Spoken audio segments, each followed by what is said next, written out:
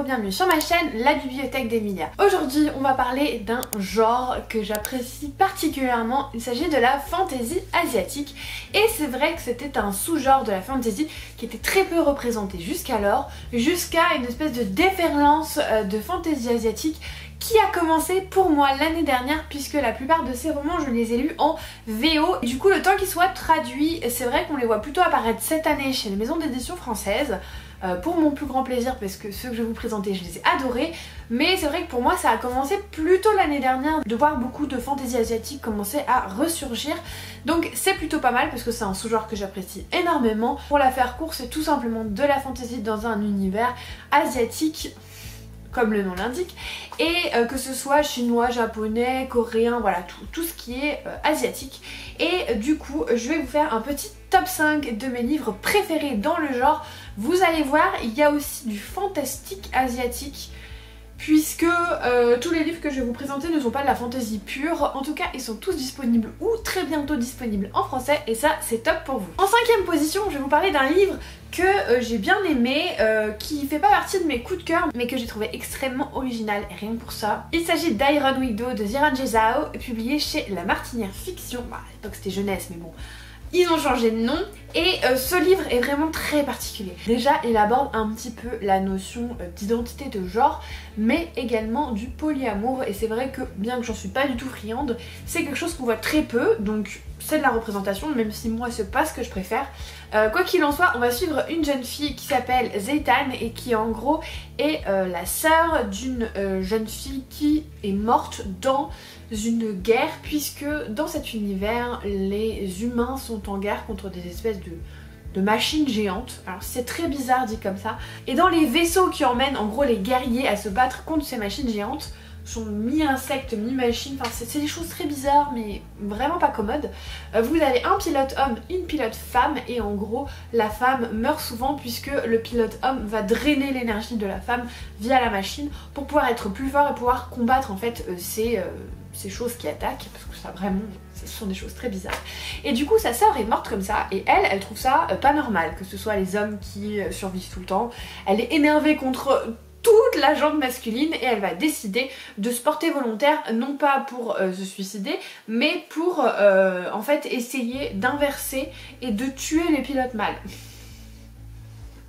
Autant vous dire que ce roman crie vive les femmes, voilà, hein, de A à Z, et je l'ai trouvé très intriguant. J'ai trouvé qu'il était vraiment différent de tout ce que j'ai pu lire, il était très original. C'est pas un coup de cœur, mais je pense que c'est vraiment quelque chose à lire parce qu'il est très original et il change vraiment de ce qu'on a l'habitude de lire. Alors l'auteurice non binaire utilise vraiment sa plume de manière très agressive, très coupante, et j'ai trouvé que c'était vraiment un livre très original. Donc je vous conseille de le lire si vous aimez tout ce qui est univers asiatique, juste parce que c'est vraiment très original, et ça vaut le coup parce que je trouve qu'on a quand même tendance à voir les mêmes choses encore et encore en young adulte. Donc voilà, ça change un petit peu et ça fait du bien. Mon numéro 4 sur cette liste, et croyez-moi, là le top 4 qui reste, ça se joue à mais rien du tout. Ça a été vraiment très dur de faire, en fait autant le 5ème c'était clairement pas mon préféré, donc c'était facile de le mettre en 5ème position, mais là le top 4, j'ai eu vraiment beaucoup de mal à les départager. Du coup, je vais vous mettre en 4ème position La Guerre du Pavot. C'est écrit par R.F. Kuang et c'était publié chez la maison d'édition Actes Sud. Je dis bien c'était, puisque ce n'est plus le cas. Je crois qu'ils ont eu des soucis parce qu'à la base, la couverture du brochet du premier tome montrait une jeune fille asiatique avec la peau très blanche, alors que dans le roman il est très bien explicité que c'est une asiatique à la peau très foncée, et du coup je crois que l'autrice n'a pas trop apprécié, et voilà. Parce que le premier tome est sorti en 2020, toujours pas d'infos sur le 2e tome, et je crois que finalement Actes Sud a confirmé qu'il ne publierait pas la suite à cause d'un différend avec l'autrice. Bref, ça m'embête un petit peu parce que j'adore cette saga, et pour l'instant personne ne l'a reprise, donc est-ce qu'un jour elle sera publiée en entier en français? Je ne sais pas. Si jamais vous lisez en VO, allez-y, go. Sinon vous pouvez quand même découvrir le premier tome si jamais vous avez envie de voir un petit peu à quoi ça ressemble. Là on est vraiment sur de la pas trop fantasy, plutôt entre fantastique et fantasy, puisque c'est quand même un univers qui est complètement inventé, mais il est beaucoup fait état de tout ce qui est guerre. On va suivre une jeune fille qui s'appelle Rin et qui en gros vit dans le sud du pays, dans les endroits les plus pauvres. Elle n'a jamais eu rien pour elle et sa seule chance de s'en sortir, c'est d'intégrer une académie militaire qui la sortirait en fait de cette misère et qui lui permettrait d'être quelqu'un. Parce que c'est très dur d'entrer à cette académie. La plupart des gens qui y vont sont des personnes riches qui ont eu des tuteurs pour les aider au concours d'entrée. Sauf que elle va rien lâcher, elle va finir par rentrer à cette académie. Ensuite va s'en suivre une guerre effroyable et ce roman est vraiment très poignant. Il est percutant. Il amène des personnages qui sont vraiment très nuancés, très gris. Il n'y a vraiment aucun cliché dans ce genre de roman. Vous avez des passages qui sont aussi très durs puisqu'on y parle de guerre. C'est inspiré de faits réels. Enfin, c'est des guerres qui ont réellement existé, qui sont un petit peu réimaginées dans une nouvelle histoire. Vous avez un petit peu de magie, c'est très intriguant, mais dans le premier tome, c'est pas énormément exploité. Cependant, c'est un roman qui moi m'a bouleversée, qui m'a complètement percutée et qui m'a, je pense, marquée dans ma vie de lectrice. Et autant il y a des romans, je les oublie vite, autant celui-là, il reste comme ça dans un coin de ma tête et je suis très déçue de ne pas avoir la traduction en français. Un jour peut-être que je me lancerai en anglais, mais vu que c'est un roman très dur, je sais pas si je vais pouvoir... Voilà, je sais pas le niveau d'anglais, ça me fait un petit peu peur, j'attends de voir, peut-être qu'il y a quelqu'un qui va reprendre les droits. Je sais que normalement le futur roman de l'autrice devrait être publié par une maison d'édition française. Est-ce qu'ils vont du coup reprendre aussi La Guerre du Pavot? J'aimerais bien. Parce que franchement c'est un roman exceptionnel, vraiment différent. Donc voilà, vraiment si jamais vous lisez en anglais, allez sur La Guerre du Pavot. Parce que franchement c'est un roman qui est... vraiment poignant. En troisième position, je vais vous mettre Six couronnes d'écarlate. Donc moi je l'ai lu en anglais, c'est Six Crimson Cranes, c'est publié chez Rajo en français il me semble, et c'est écrit par Elisabeth Lim. Il s'agit d'une duologie, il faudrait d'ailleurs que je lise la suite et fin, ce serait bien, où on va être dans un univers de fantasy asiatique très Disneyesque. On est vraiment sur une ambiance conte de fées et ça j'ai adoré, c'est vraiment une lecture qui est méga doudou, qui est douce, qui est rythmée, qui apporte une morale à la fin, vraiment on dirait un Disney. Et c'est une lecture qui fait du bien, voilà, c'est une lecture qui fait du bien au cœur. C'est une réécriture d'un conte qui n'est pas asiatique de base, couplé avec un conte chinois il me semble. On va suivre une jeune fille qui possède un certain type de magie, ainsi que sa belle-mère, et sa belle-mère pour la punir va lui lancer une malédiction, elle va changer ses frères en grue et en fait à chaque fois qu'elle va ouvrir la bouche elle risque de tuer un de ses frères. Du coup elle va se plonger dans un mutisme complet, s'exiler à la campagne pour essayer de vivre sa vie sans mettre en danger la vie de ses frères. Il est question de dragons, de magie, de prince charmant, voilà vous avez le paquet complet si vous cherchez une lecture douce, agréable, vraiment qui vous fait du bien au cœur parce que vous êtes fatigué ou que ça va pas. C'est la lecture parfaite pour vous. J'ai adoré cette histoire qui s'apprête vraiment au conte, les personnages sont super attachants, le rythme est égal tout du long, vraiment j'ai passé un très bon moment et je suis trop contente qu'il soit sorti en français cette année parce que l'année dernière ça avait été un de mes coups de cœur de l'année. En deuxième position, encore une sortie très récente, il s'agit de Daughter of the Moon Goddess, en français la fille de la déesse de la lune, sortie... oui... Regarde, c'est le plus beau livre de ma bibliothèque déjà. C'est sorti chez Stardust en français et c'est écrit par Sulin Tan. Également ici, il s'agit d'une duologie, d'une fantasy asiatique avec des airs de conte mais peut-être un petit peu moins doudou, un petit peu plus porté sur la bataille, la guerre, voilà. Il y a un petit peu de ça dedans, c'est pas ultra présent mais il y a quand même une petite influence voilà, de... fantaisie martiale on va dire. Et là on va suivre une jeune fille qui est la fille de la déesse de la lune, enfin du moins de sa personnification, et elle vit sur la lune recluse avec sa mère qui a subi une malédiction pour avoir volé un filtre d'immortalité et elle est un petit peu assignée à résidence quoi, sa mère elle n'a pas le droit de quitter la lune, elle est un petit peu exilée en punition, voilà elle ne doit voir personne et tout machin. Sauf qu'avant d'être exilée, et ça c'était pas connu de l'empereur qui lui a lancé la malédiction, elle était enceinte et donc a donné naissance dans le plus grand des secrets à Xingning. Et quand elle est plus grande, Xingning, elle va sortir de la lune, elle va aller au palais impérial et elle va essayer de trouver une solution pour pouvoir lever la malédiction de sa mère. C'est un roman que j'ai, au-delà du fait qu'il est magnifique, adoré. Pour un petit peu les mêmes raisons que le roman d'avant, pour son côté très conte, très doux, très rythmé, avec une morale à la fin, voilà, ce genre de choses. Mais Le petit plus, c'est qu'il y a des clichés dans ce roman, mais ils sont tellement bien faits. Pourtant de base c'est pas ce que je préfère. Je vous dirai pas quel genre de cliché, sinon je vous donne des indices sur le déroulé de l'histoire. Mais il y a un cliché notamment que de base je n'apprécie pas.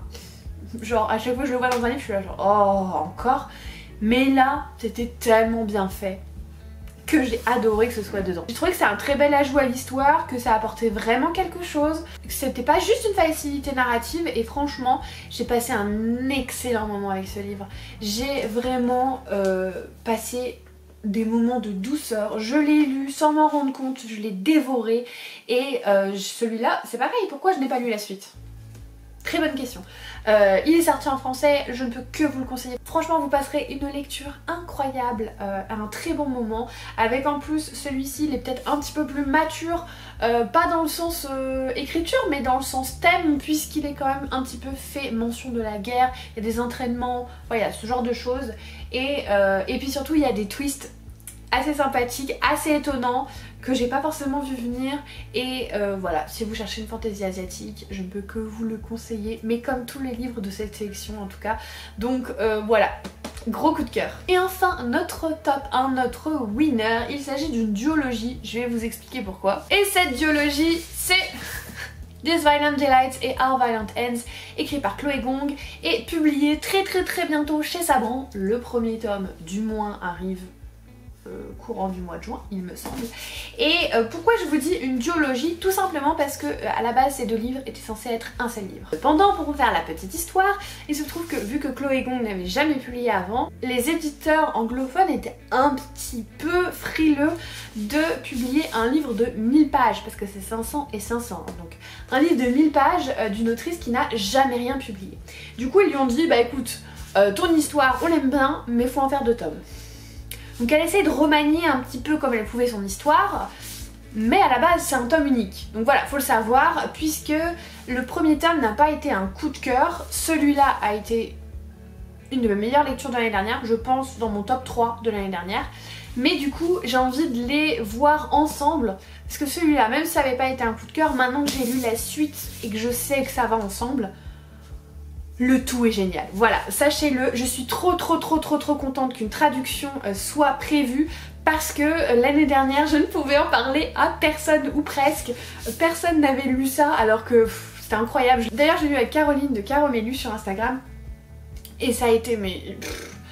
Disons que là on est vraiment dans du fantastique asiatique, pour le coup on n'est pas dans la fantasy puisqu'on est à Shanghai dans les années 20, dans un Shanghai qui ressemble très fortement au vrai Shanghai des années 20.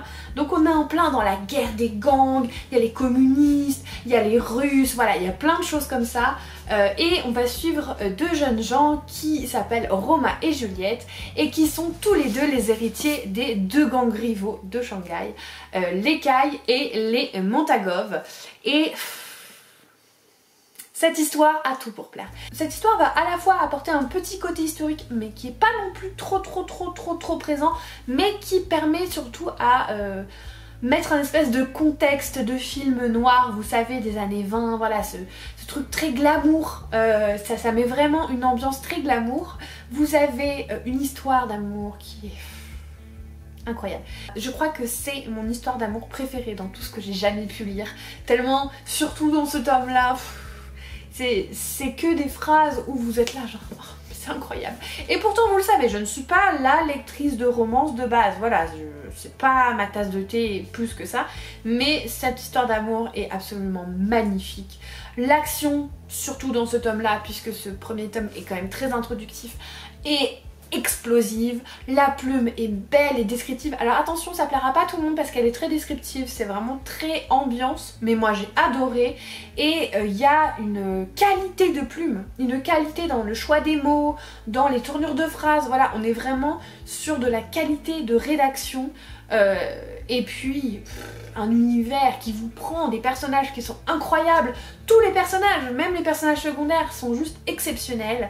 Et je ne peux que vous conseiller de découvrir Ces plaisirs violents en français. J'aime pas trop le titre français, mais en même temps c'est un petit peu la traduction littérale.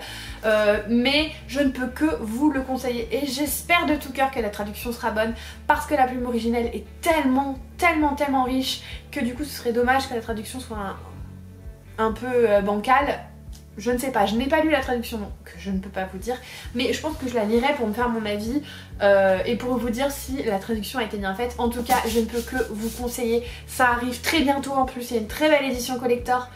Voilà, foncez parce que c'est une saga qui est incroyable. Et d'ailleurs il y a une duologie spin-off qui est en cours, j'ai lu le premier tome et le deuxième tome sort en VO cette année, donc je pense que si jamais ça marche bien, ils sortiront la duologie spin-off qui est franchement tout aussi bien.